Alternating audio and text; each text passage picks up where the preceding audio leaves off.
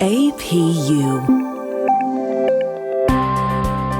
American Public University is proud to present The Everyday Scholar.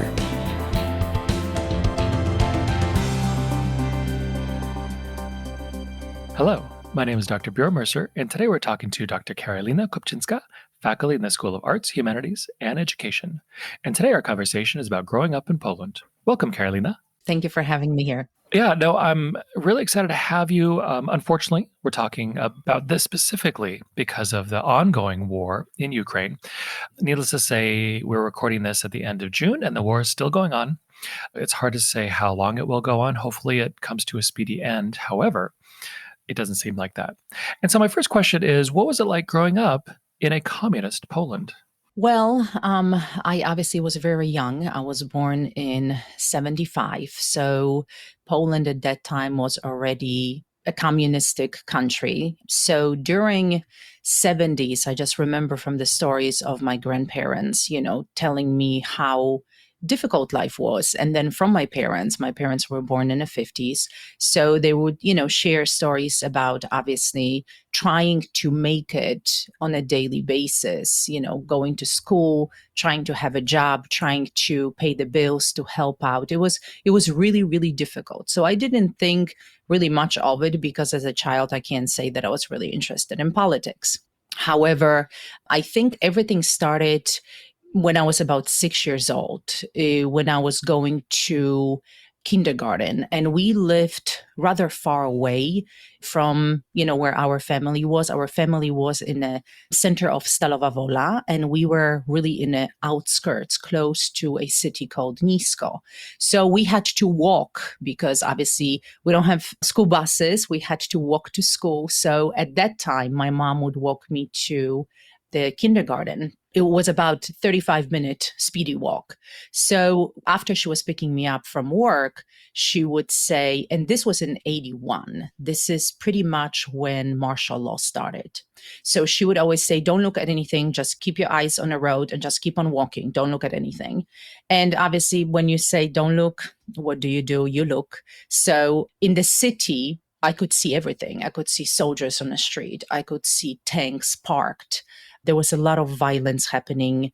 You couldn't go anywhere. You couldn't really do anything. You couldn't travel. Everything was just forbidden. And this is pretty much when the communism took over to the point that as a person, you were receiving, and you can imagine, a card which looked exactly the size of a business card, which was divided into small, tiny squares, about 1 centimeter each, on the top and on the bottom and on the side. And it was nothing in the middle. In the middle was your name.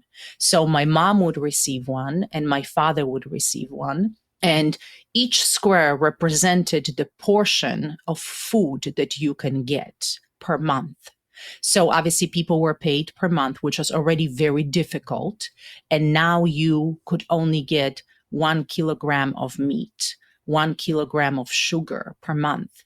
You could get half a kilogram of candy, 1 bottle of vodka. So everything was so portioned that even if you had a lot of money, which people did have, they couldn't get anything. They couldn't purchase anything. So it was really, really hard. I've seen my mom crying quite often and talking to my dad, what are we going to do? It's so hard for kids. And then sometimes you would go to the store with the money, but the shelves were empty because there was shortage of food. So you couldn't make it. And I remember when I was about that age 6, 7, I was spending a lot of time at my grandparents' house on my father's side because they live right across from the elementary school. And I would go and I would sit down in the kitchen, I would talk to my grandma and I would always say, why do you guys have so much bread at home? There's always, it seems like majority of it is going to waste. And then my grandmother explained that during the war, there was nothing to eat. So therefore, they would rather have more than not have enough. Because when you go 2-3 weeks without food, obviously it's very difficult. And I did understand what they meant because at school, we don't have school lunches. After each class, you have 10-minute break. Then after second period, 15 then 20, then 25, 30, and you have about 40 minutes for lunch. So even in elementary school, you could leave the school and run to the store and, purchase something. Obviously, nobody was going because, number one, nobody had money. But it was really, I remember sitting on a hallway with my friend, and, we would look around, and there were kids who had bread and they had ham inside. And I remember my mom, and she would ask me, she says, I'm going to make you a sandwich. No, no, no, no, no. I'm not hungry. I really don't want to eat. And she's like, well, you have to. I really don't. I was just ashamed to have a piece of bread with butter, and she would sometimes put sugar on it. And that was my lunch for school. Literally, she would get meat. She would buy it with her sister, and they would cook it slowly. And then would put them in jars. So it was just a little bit of meat and like all that fat that was there. And literally we would have sandwiches for dinner because there was no potatoes, no rice, no pasta. Forget about it. There was luxurious food. We would have a bread with that spread on, yellow onion, salt, and that's what we would eat. So I remember the beginning of the communism when I was, about 6, 7 years old. I obviously didn't like it much because I said, Dad, can I have an orange? And he says, what? No, you cannot have an orange because we just can't purchase one. There is just nowhere to buy it, not enough money to buy it from. And besides, where would you get it when you only have a small little card telling you how much money you can spend? So to answer your question, the beginning wasn't very pleasant. It was a lot of disappointing moments, I remember in same thing in school, I was sharing a pair of sneakers with my friend because she didn't have it. And in the gym, we had to obviously run. So I would run first and then come back, take my shoes off, give it to her. She would use them, she would run, and that was normal. Nobody would comment because people simply didn't have it. And families were big, because where I lived in the apartment building where there were 40 families, and the family I lived on the second floor. The family that was underneath, they had 4 kids. The family that was all the way to the top on the third floor, they had 6 kids. So it was really, really hard. Neighbors were helping each other. If you didn't use something, you would leave it in front of your door or put it in front of their door, like clothing or food, to help each other because it was really, really hard. It's hard to know how to react to that. I was also born in 75. I guess the other side of the world in Astoria, Oregon. And so I don't remember any hardships growing up. I think that's one of the huge positives of the US is that the whole capitalistic free market, et cetera, it allowed companies to just kind of do what they want and to try to make money. But it also meant that consumers were able to buy. And we have had enough. I mean, the only time I've ever experienced any kind of lacking in anything has been because of COVID. And that reason is complex also. It's not just, rushes to the grocery store, but also logistics and certain things that have happened with only one factory in the country for this and that, which of course is a bad thing. But when I think of Poland in 82 and 83, we were in Crete. So my dad was in the military and part of NATO base, which of course was in direct opposition to the Warsaw Pact, famously named after Warsaw, the capital of Poland.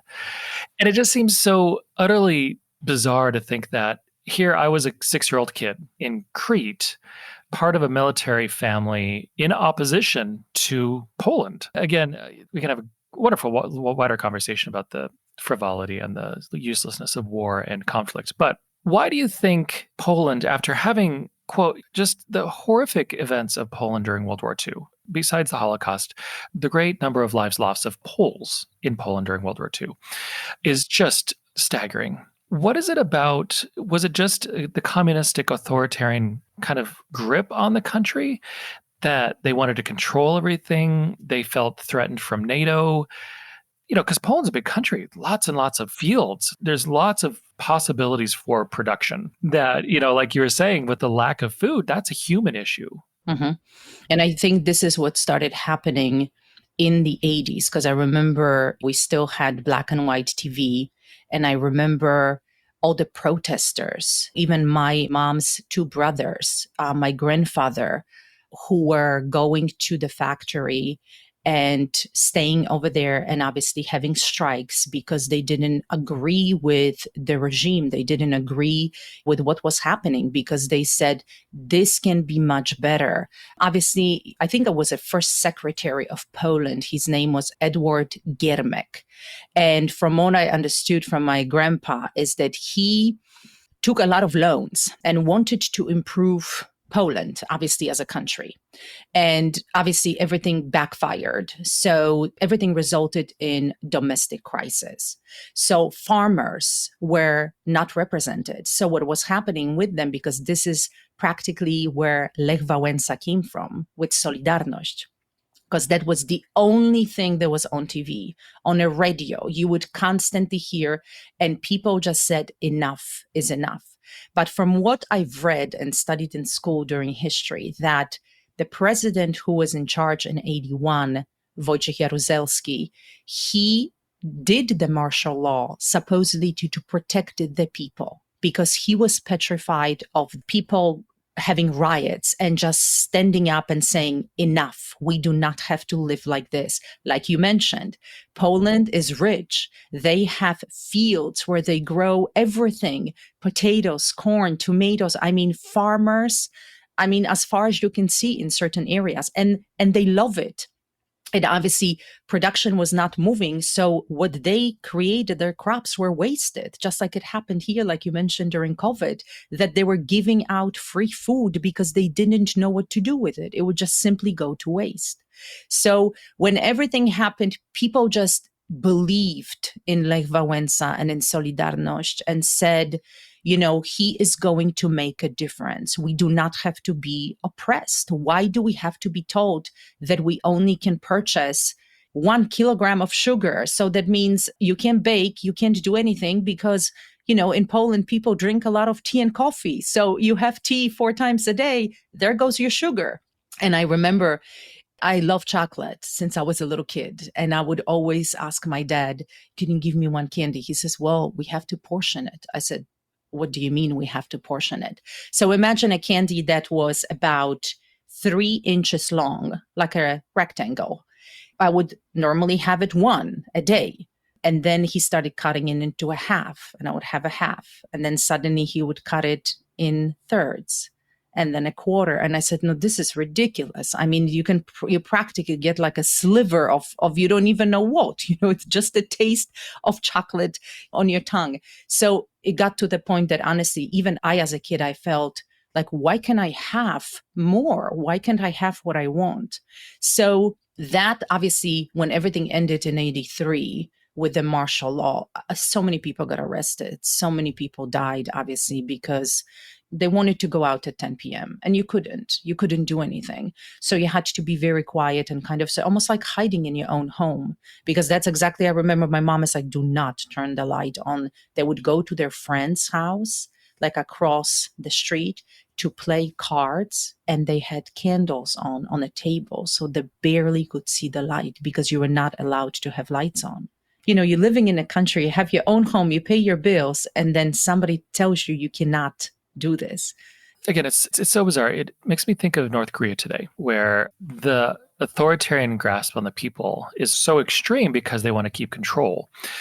Were they doing that to ensure that there aren't riots, to ensure that the Russians wouldn't come in and crush any kind of things? Because the Russians, the ones who controlled the Soviet Union, and you know, at the time, Poland was a quote independent country, but it was really controlled by the Russians, and they severely crushed any kind of rebellions or even any kind of protests that occurred in the 50s, 60s, and 70s.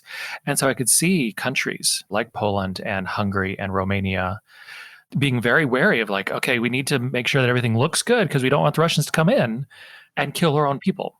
Mm-hmm. That's exactly what happened. That's why the decision of the President Jaruzelski was to start the martial law to protect the people. He thought that he was doing them a favors because of the riots, because of the constant protests, because of artists making movies, making music. All of that was coming through channels that were not allowed. So he believed that this would be a way to hush down everybody and kind of sort of stop it. But what happened is obviously it exploded because people said no more.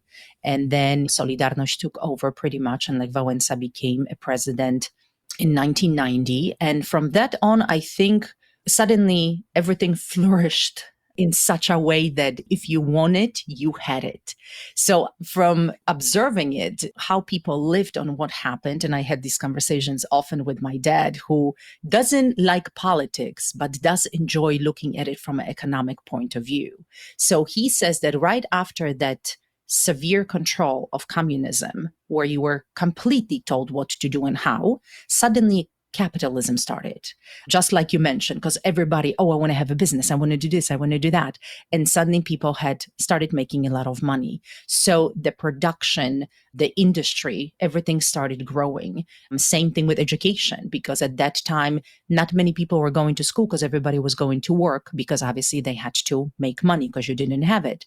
Especially for families, like I said, who were not very fortunate, and we're talking about the lower class, it was really hard. Can you imagine standing in line in front of the store for 2 days without sleeping to be able to purchase 2 pounds of potatoes and maybe a small little piece of meat and then toilet paper? And toilet paper was, you couldn't just come in and grab a whole bag. You were giving a roll or two.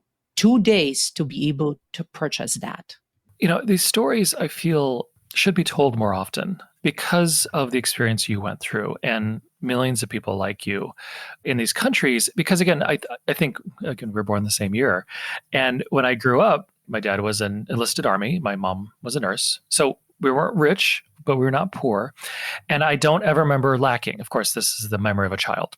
But at the same time, we always had chocolate. My dad always had his tea. My mom always had her coffee. There was always sugar. I think these stories should be told everywhere, not just here, but in Poland, in Russia, in all these countries, for good governance. It even makes me think of like Poland today, which is having what I would describe as it's a flourishing country, versus Russia, which has stagnated for years because the government, again, is trying to control things. And if it just, I would describe myself as a lowercase libertarian. Let people be who they are. Let companies do what they want to do. You regulate the things that can kill people. If you just let it be, typically they take care of themselves. Mm-hmm. And I think we can learn from other countries. We had multiple conversations about Finland, how they handle certain things. And it's considered to be the happiest country where people are really saying that they are happy. It's because they are not being told what to do and how to do it. So I think those years, when I was growing up, they were really difficult. And I agree with you that stories should be shared. And there are books, obviously, articles, everything is written. And I like to read it from not only my point of view when I was a little girl at that time, but seeing my parents struggling and then my grandparents struggling, because obviously every generation, it's impacted in a different way. So my grandparents, because obviously they lived through the war, for them, it was really, really difficult, but they were not shocked almost. The fact that they didn't have food, that the fact that they couldn't get certain things was not, it was almost normal. It's like, okay, yet another one type of thing. But for us, the younger generation, like, what do you mean I can't have chocolate? I can't have milk. I can't have Pepsi. It was just impossible. But then like within literally 5-6 years, everything had changed. It went to a beautiful country that started moving. Like I said, everything just started flourishing at the same time. So it changed drastically. There are other things that obviously are happening. I remember talking to my grandfather who would always say, as a joke, but not really, the people that have will always have. The people that are in the middle and are below, they have to worry about things, because when something happens in a country, seems like these are the group of people that are being hit the most. And you're absolutely right, making reference to Russia at that time, controlling and really keeping a finger on the pulse, like what's going on, where is this going to happen? We were definitely impacted even as a children, not only because of economics, but even at school, we had to take Russian and it was mandatory. starting in fourth grade. So we were just kids. But because they didn't know what was going to happen, that was in the beginning of the 90s, like 88, 89, they didn't know what was, because there were always frictions between Poland and Russia. And, you could hear it on TV, this person said that. But anyway, so we had to do it. And obviously, when they tell you again what to do, you choose not to do it. I would have these conversations with my grandfather. Where he lived, there was this beautiful willow tree and a small little bench. And we used to sit over there when I was coming back from school. He would see me, so he would come downstairs and we would sit down and he would talk. He didn't want to talk much about war. He didn't really want to talk much about politics. He just said, try to enjoy life, every moment, even if you have nothing to eat, just think about it can be worse. He says, during war, and he would, tell me and sometimes show me his feet where they were crossing from Poland to Russia in the winter time, and they had to cross the river. They would have to take their shoes off. His feet were purple, and he said, see, and he says, and I keep on walking because we are like machines. Our bodies are built to move. I don't want to sit down. I don't want to stop moving. So things like that he would share, I said, okay, so that made me become stronger and say, okay, if he can do it, I can do it. Even if I go without a sandwich a day or two, it's okay. It's going to happen. Going back to taking Russian in school, he would say the same thing. He said, just think about it. He said, your enemy is right over the river. So don't learn the Russian language to like it. Learn it because at that time it was your enemy. So speak the language of your enemy. So you start putting it together. It was just from one point of view, it was a fantastic life lesson. From a second point of view, I saw it, how sad it is that at that age, I have to learn about that because you just didn't know what to expect. It is. It's hard to even know how to respond that your enemy is across the river, a historic enemy, not just like the now, like decades and centuries. And today we're speaking with Dr. Karolina Kopczynski, and we'll be right back after a short break. At American Public University, we believe that higher education can unlock higher purpose. So we offer 200 modern programs for those who want to make a difference. And we believe education must adapt to students' needs. That's why we've made it accessible through online classes and flexible with monthly program starts. American Public University, within reach, without limits. Learn more at americanpublicu.com. And we're back with Dr. Karolina Kopczynski. And so this brings me to the next question is, what are the concerns of the countries like Poland, Estonia, Lithuania, and Latvia? What your grandfather said is learn Russian to know the language of your enemy. I would like to say that we could live in a world where we have no enemies. We're just people. The average person honestly doesn't care. If you live across the river and on one side is somebody who speaks Polish, the other side is Russian, they just want to farm, they just want to live. But the leaders have other intentions. So what is it like for those Eastern Baltic states? I feel that since I grew up over there, there was this type of mentality that you live your life, but you almost all the time walking on the eggshells because you never know. You're surrounded by other countries. And the history of Poland is fascinating when you start learning it. The fact that the country wasn't there at all for 123 years. It just wasn't on the map. And obviously, the leaders, like you said, brought it back. And then you have the leaders who just want something else. Learning from both of my grandparents, my mother's father fought in Italy, in Monte Cassino, and my father's father fought in Poland, in Ukraine, which at that time was part of Poland, and then in Russia. And he honestly, when myself or my cousin, who both of my cousins are in the military, and they would ask, like, what was the purpose? And he would always shake his head and says, and that's the only one question that we do not have answer for. He says, because war, really, there is no purpose. He says, I am fighting for ideology. I'm fighting for somebody's desire to have something that I don't want. And I have to go over there. And obviously, he would never share with us the details, but you could tell that he was deeply hurt by what he'd seen, what happened. So he says, one thing you do not want, he says, in life is to be a part of a war. Number one, it takes away so many people and it's really senseless. And he says it's definitely politics. He said it's definitely a money-making business. But going back to Poland, like I said, we in school learn not only Polish history, but we have 3 different history classes in school. We learn the whole world, every single country. We learn about United States, Asian countries, everything. And they want us to compare and contrast to see what was happening. And like my grandpa used to say, history does repeat itself. What happened 50 years ago is going to happen again. How it's going to be handled, it's up to the people who will have the power, who are going to be impacted by it. But he said it's always the same. It's just going to keep on coming back. And, I'm sure if we were to sit down and kind of sort of track that, there are a lot of similarities. We're looking, as you mentioned, at one right now that's happening. And once again, if somebody asks a question, what is the purpose of this war? Once again. So I think Poland right now, with the politics that they have, I don't follow it very much. Obviously, I hear much from my dad, who tells me what he is watching in TV and what's happening. But one thing is for sure, younger generation has a good chance of making it through. The educational system is better. Universities are free. Students can go and study, be able to have really good professions and be able to find a job, which is obviously very important. And the fact that borders are open, it doesn't just prevent you to work in Poland. If you want to go and study in Spain, my family is all over the place. I have one cousin who lives in Poland, one who is in Ireland, another cousin is in Spain. So they're all over the place. We are able to do that.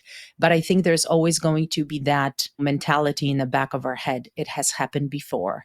In other words, once you get burned, you know that if you put your hand under hot water, chances are you're going to get burned again. So you don't forget the feeling of how it was. And frankly, I would not want it to wish it upon anybody to really not know what you're going to put on a piece of bread, and even if you're going to have that piece of bread. No, agreed. And in the US today, there's so much infighting. And I find the infighting curious because I think for Americans, for the most part, we agree on 7 out of 10 things. Like we agree on democracy, we agree on freedom of speech, we agree on all these things, and then we get down to details. So 3 out of 10, we don't agree on. You know what? That's normal. I mean, how often do we have fights with our own family about things we don't agree with? It's totally normal for politics not to agree. Looking at the current war in Ukraine, where Ukraine was a struggling democracy, I think any country that comes from communism, especially being an authoritarian kind of system, transitioning to democracy is never easy. I mean, it takes decades for that to happen. And I think when the West, quote, won, big old quotes, won the Cold War, we, because we're over here, saw it, slam dunk, we won. Our side won, our ideas are better. And then we dropped the ball in the reconstruction. And it's not that we dropped the ball with Poland and all the Baltic states, and they're all doing great. Ukraine struggled a bit, and more importantly, Russia struggled. And because Russia struggled, economically, the people were depressed. The oligarchs, we can always argue that there's oligarchs here in the US, but it's free market oligarchy.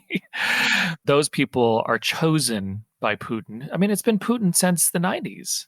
One guy in control. Imagine if Clinton was still in control. That would be terrible. I always like to use the example of Mugabe, I believe in Zimbabwe, where for the first 10 years, he was great. He helped this struggling country do wonderful. And then the next 20 years, he just murdered his people. That's why there should never be people who are in control for longer than X number of years, because they might do great, but then eventually they do terrible. It is so hard to imagine because here I live in Arizona, you live in Massachusetts. We're not afraid of Mexico invading Arizona. You're not afraid of New York invading Massachusetts or the Canadians coming down through Vermont. We're very, very lucky living in North America because we've had relative peace for centuries, besides the Civil War, but that was our own creation. That was us against us. Versus Poland has been in such a struggle. If it's not the Germans invading, it's the Russians invading. And it's those two countries that always seem to want to, control people around them. And the Poles and the Estonians and the Lithuanians and the Finns, They're caught in the middle. It's luckily something that Americans don't have to worry about, but we should know about. I agree. I think it's very important where, especially that in the United States, we have people from all over the world.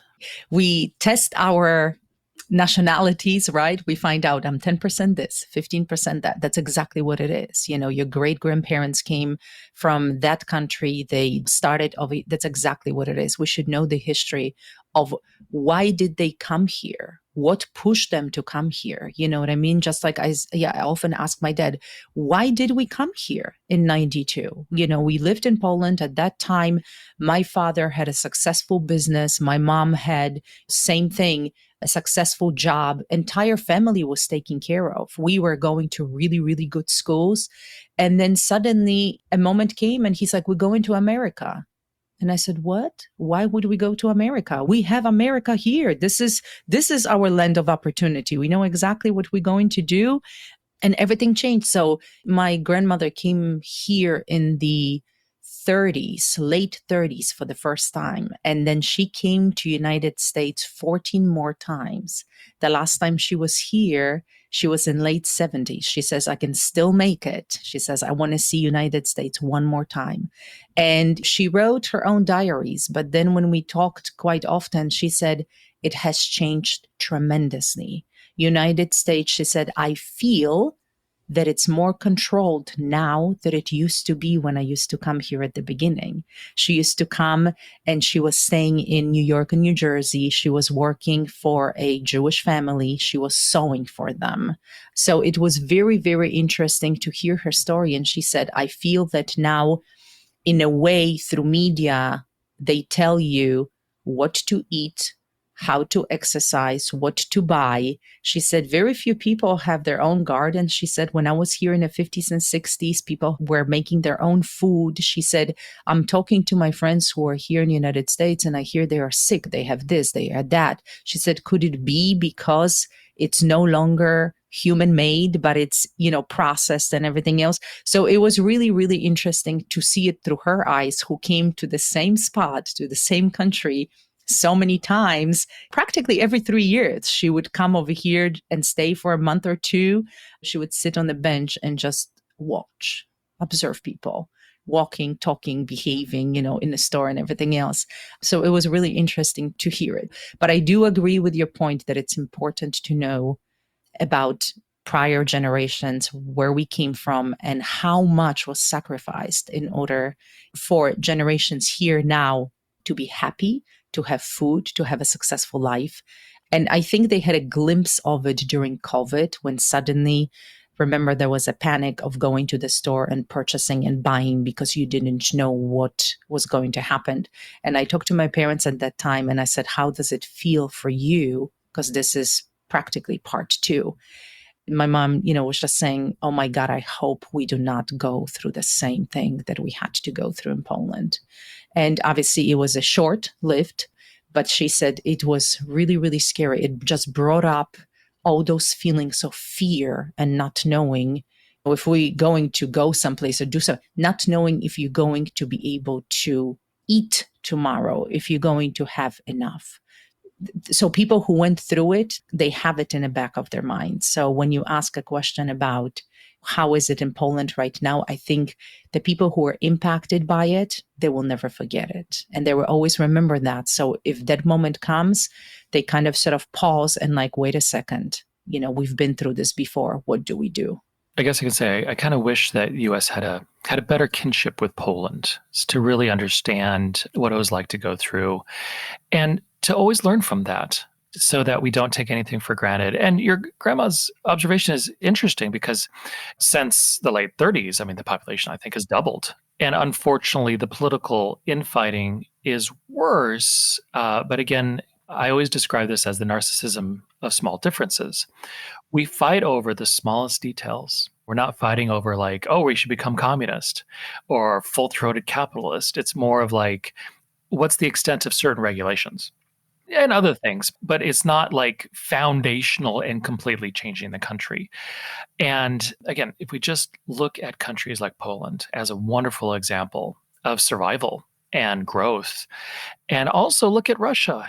It's tough because this war, which is, of course, 100% wrong, it shows a failure on all of us to help Russia transition. And they've reverted back, even to the extent that they're hearkening back to the imperial days, to the days of the czars. Like, oh, well, we really should have the lands when we had a czar. So it's like, well, you want Poland? You want Ukraine? I'm pretty sure if you ask the average Russian, they'd be like, look, I just want to live. Yeah, that's what we see even here on the news. That's what people say. Some people are strong believers and what is happening is it ought to happen. But majority of people, it's like, why are we doing this? We just, exactly like you said, we just want to live. We just want to be happy and try to do the best that we can. Exactly. But it seems, and unfortunately, like you mentioned, communism is definitely a very, very difficult system because it seems that one tells you what to do all the time. And obviously, you as a human being, you are truthfully not allowed to express your opinions. Because I remember, during that time, I remember all phones were tapped. I mean, at home, you couldn't have a conversation with a neighbor on a phone because everything was tapped. So number one, who's got time to listen to all those conversations? And number two, why?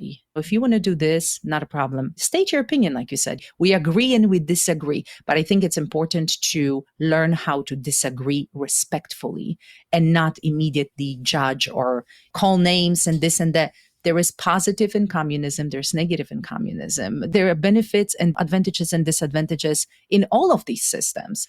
But unfortunately, like you said, kind of sort of Poland being in the middle. So you either get squashed by everybody or you can't really grow unless you will take lands away. But it's good to hear that after 40 years that the country was able to recuperate and it's actually growing and you can see people being happy. And I see that in my friends who live there and my family who are younger, who have kids, who have families and are able to move forward. They have enough to live. I think that's what it's ultimately all about. But there were generations that had to sacrifice a lot for them to be able to have this. Exactly. And just the fact that Poland didn't fall into Yugoslavia, again, a European country that fell into a civil war. And I guess Yugoslavia does have a lot more different ethnical divisions and boundaries than Poland. But even in Poland, there's Russians in Poland, and there's Poles in Poland, there's some Ukraine. I mean, there still are differences. So, well, absolutely wonderful conversation. Any final words, Karolina? No, thank you so much for having me and be able to share my story. It's an important story. I think we should really talk about it more, even from a selfish American perspective. We need to make sure that America is healthy. And the best way to do that is just let them do what they want to do. The vast, vast majority, I say vast majority of people are hardworking, good people. And let those hardworking people do what they want. And so today we're speaking with Dr. Karolina Kopczynska about growing up in Poland. And of course, my name is Dr. Bureau Mercer, and thank you for listening. For more information about our university, visit us at studyatapu.com. APU, American Public University.